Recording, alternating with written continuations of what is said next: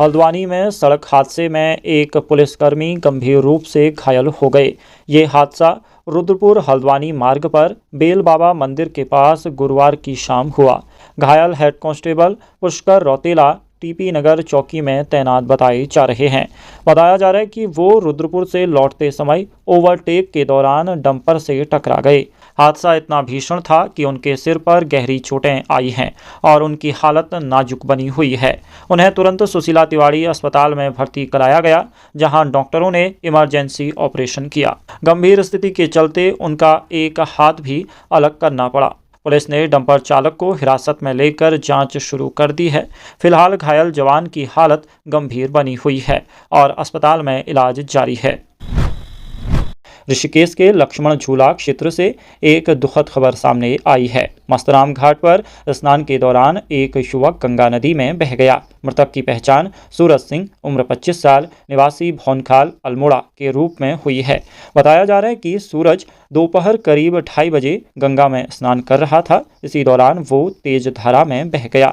सूचना मिलने पर पुलिस और एसडीआरएफ की टीमें मौके पर पहुंची। रेस्क्यू अभियान चलाकर करीब 20 फीट गहराई से युवक का शव बरामद किया गया। जानकारी के अनुसार युवक पास के एक होटल में शेफ का काम करता था। फिलहाल शव को पोस्टमार्टम के लिए एम्स मोर्चरी भेजा गया है। अल्मोड़ा में नशे के खिलाफ चल रहे अभियान में पुलिस को बड़ी सफलता मिली है। कोतवाली पुलिस ने चेकिंग के दौरान एक कार से भारी मात्रा में अवैध शराब बरामद की। ये कार्रवाई 15 अप्रैल की रात क्वारब रोड पर लोधिया की ओर की गई। पुलिस ने एक अल्टो कार को रोककर तलाशी ली, जिसमें शराब और बियर मिली। वाहन से 9 पेटी अंग्रेजी शराब, 8 पेटी बियर बरामद हुई। बरामद शराब की कीमत 1,08,000 रुपये बताई जा रही है। पुलिस ने आरोपी के खिलाफ आबकारी अधिनियम में मुकदमा दर्ज कर वाहन सीज कर लिया है। उत्तराखंड के मशहूर सिंगर जुबीन नौटियाल को लेकर बड़ी खबर सामने आई है। बताया जा रहा है कि जुबीन ने गुपचुप तरीके से शादी कर ली है। ये शादी उत्तराखंड के प्रसिद्ध त्रिजुगी नारायण मंदिर में हुई है। जानकारी के अनुसार उन्होंने अपनी बचपन की दोस्त ऋचा चंदेल के साथ विवाह किया। विवाह पारंपरिक वैदिक रीति रिवाजों के अनुसार सीमित लोगों की मौजूदगी में संपन्न हुआ। मंदिर समिति ने भी इस शादी को काफी समय तक गोपनीय रखा। त्रिजुगी नारायण मंदिर को भगवान शिव और पार्वती के विवाह स्थल के रूप में जाना जाता है। नैनीताल जिले में निजी स्कूलों की मनमानी पर अब प्रशासन सख्त हो गया है। जिलाधिकारी ललित मोहन रयाल के निर्देश पर 45 स्कूलों को कारण बताओ नोटिस जारी किया गया है। कई स्कूल एनसीईआरटी की किताबें लागू नहीं कर रहे थे। इसके बजाय छात्रों पर महंगी निजी किताबें खरीदने का दबाव बनाया जा रहा था। कुछ स्कूलों में बिना कारण फीस बढ़ाने के मामले भी सामने आए हैं। साथ ही अभिभावकों को कई दुकानों से ही किताबें खरीदने के लिए मजबूर किया जा रहा था। कई स्कूलों की वेबसाइट पर फीस और जरूरी जानकारी भी अपडेट नहीं मिली। फिलहाल रामनगर, हल्द्वानी समेत 45 स्कूलों से जवाब मांगा गया है। हल्द्वानी में जल भराव की समस्या से जल्द राहत मिलने की उम्मीद है। इसके लिए सिंचाई विभाग ने बड़ा ड्रेनेज प्लान तैयार किया है। करीब 430 करोड़ रुपये की लागत से शहर में नया ड्रेनेज सिस्टम बनाया जाएगा। इस योजना के तहत बारिश का पानी सीधे गौला नदी तक पहुंच जाएगा। इसके लिए टनल और पाइपलाइन का निर्माण किया जाएगा। साथ ही चिनपुर, कलसिया, पनियाली, देवखड़ी, रकसिया और वन चौकी नालों का सुधार होगा। मानसून के दौरान इन नालों से सबसे ज़्यादा खतरा रहता है। देहरादून में समाज कल्याण विभाग की योजनाओं में बड़े बदलाव की तैयारी शुरू हो गई है। मंत्री खजान दास की अध्यक्षता में हुई बैठक में कई अहम फैसले लिए गए। सरकार पेंशन की राशि बढ़ाने और पात्रता की आय सीमा बढ़ाने पर काम कर रही है। विधवा और दिव्यांग पेंशन को 1500 से बढ़ाकर 1875 रुपये किया गया है। वहीं बौना और तीलू रौतेली पेंशन को 1200 से बढ़ाकर 1500 रुपये करने का प्रस्ताव है। दिव्यांग भरण पोषण अनुदान को भी 700 से बढ़ाकर 1000 रुपये किया जाएगा। पात्रता की आय सीमा 4000 से बढ़ाकर 6000 रुपये करने पर विचार हो रहा है। पिथौरागढ़ के धारचूला क्षेत्र से जुड़ी बड़ी खबर सामने आई है। इस साल आदि कैलाश और ओम पर्वत की यात्रा 1 मई से शुरू होने जा रही है। प्रशासन ने यात्रा को लेकर तैयारियां लगभग पूरी कर ली हैं।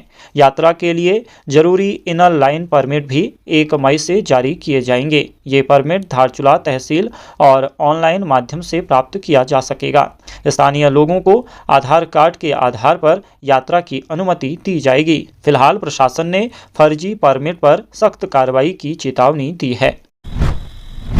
देहरादून से दिल्ली के लिए बने एक्सप्रेसवे के शुरू होने के बाद यात्रियों को बड़ी राहत मिली है। प्रधानमंत्री नरेंद्र मोदी ने 14 अप्रैल को इस एक्सप्रेसवे का उद्घाटन किया था। अब इस मार्ग को आम वाहनों के लिए खोल दिया गया है। एक्सप्रेसवे शुरू होने के बाद बसों के किराए में भी कमी देखने को मिली है। वॉल्वो बस का किराया 945 से घटाकर 709 रुपये कर दिया गया है। वहीं एसी बस का किराया 704 रुपये से घटकर 557 रुपये और सामान्य बस का किराया 420 से घटकर 355 रुपये हो गया है। इससे यात्रियों को सफ़र में अच्छी राहत मिल रही है। अब देहरादून से दिल्ली का सफ़र 5 घंटे की जगह करीब 3 घंटे में पूरा हो जाएगा। उत्तराखंड परिवहन निगम ने इस रूट पर करीब 16 बसों का संचालन शुरू कर दिया है। हल्द्वानी में बनभूलपुरा हिंसा के मामले में हाईकोर्ट से बड़ा फैसला सामने आया है। मुख्य आरोपी अब्दुल मलिक को जमानत मिल गई है।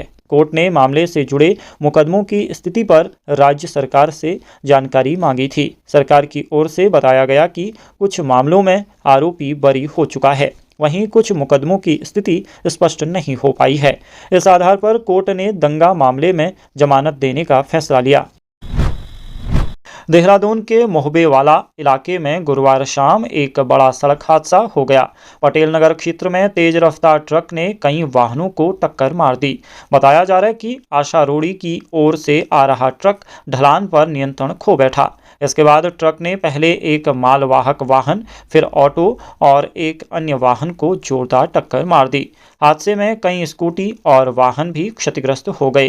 ट्रक अंत में सड़क किनारे एक पेड़ से टकराकर रुक गया। इस दुर्घटना में चालक नसीम और हेल्पर शाकिब घायल हुए हैं। उन्हें 108 एम्बुलेंस से अस्पताल भेजा गया, जहां इलाज जारी है। बागेश्वर जिले का प्रसिद्ध पिंडारी ग्लेशियर अब पर्यटकों के लिए खोल दिया गया है। ट्रैकिंग सीजन शुरू होते ही पहले दिन ही पर्यटकों में खासा उत्साह देखने को मिला। हिचौड़ी वन विभाग कार्यालय में पहले दिन 12 पर्यटकों ने पंजीकरण कराया। इसमें 7 महिलाएं, 5 पुरुष शामिल हैं। बताया जा रहा है कि पर्यटक नीदरलैंड और अमेरिका से आए हैं। साथ ही 2 भारतीय पर्यटक भी इस दल का हिस्सा हैं। टिहरी गढ़वाल के नैनबाग क्षेत्र से एक बड़ा सड़क हादसा सामने आया है।